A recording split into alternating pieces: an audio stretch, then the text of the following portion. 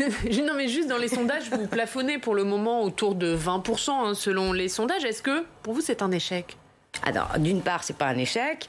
D'autre part, c'est qu'on a parlé très tardivement de cette élection régionale, ce qui est un scandale absolu en termes de démocratie. On a nationalisé notamment ce scrutin.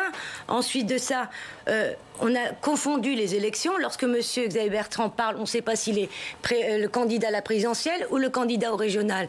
Pareil, où on a instrumentalisé, on voit bien que M. Sunnu, c'est un peu le porte-parole de Marine Le Pen. Et on a vu l'arrivée de 5 ministres. Pour vous, c'est ça qui explique votre score ? Et donc, derrière, il y a quoi l'idée de directement penser à c'est ça qui explique votre score ? Ou c'est révélateur, finalement, de la faiblesse de la gauche dans ce pays ? À l'Élysée.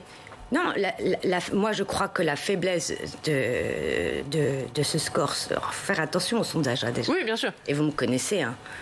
Moi, j'ai toujours su faire mentir les sondages. Et moi, je crois que surtout, c'est que les gens ne connaissent pas ces élections. Non, mais là, on est à 5 jours du scrutin, Karine. Oui, comment vous allez faire ? Alors, sur le plateau de Public Sénat, je le dis très tranquillement, j'appelle l'ensemble des habitants des Hauts-de-France, notamment à se dire que tous nos indicateurs sont au rouge. Maintenant, c'est terminé. Il va falloir les mettre au vert. Et donc, il n'y a qu'une alternative à l'extrême droite et à cette droite extrême incarnée par Xavier Bertrand. Il y a l'alternative d'un projet enthousiasmant, porteur d'espoir, mais aussi de solutions concrètes. Il faut arrêter les fausses promesses, vous voyez.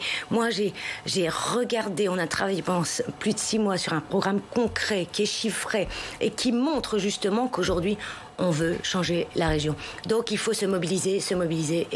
Si toutefois, vous n'arrivez pas à faire mentir les sondages dimanche soir, est-ce que vous pouvez affirmer avec certitude que vous ne vous retirerez pas, quel que soit votre score et quel que soit le score de Sébastien Chenu ? Alors, je ne suis pas Madame Irma, je ne lis pas dans les boules de cristal encore. Donc je ne sais pas ce qui va se passer dimanche, je ne sais pas quel sera le taux de participation, je ne sais pas tout ça. Vous voyez, la véritable question, c'est moi, je fais campagne jusque vendredi soir. Ça veut dire que vous n'êtes pas fermé à l'idée d'un retrait si le Rassemblement national est très haut dimanche ? Mais c'est pas la peine de poser la question. C'est important aussi pour vos électeurs. Ils ont peut-être envie de savoir ce que va devenir leur bulletin c'est pas la peine de poser la question par rapport à ce barrage, notamment à l'extrême droite. Nous sommes responsables. Nous l'avons fait en 2015. L'histoire ne peut pas se répéter aujourd'hui. Vous voyez.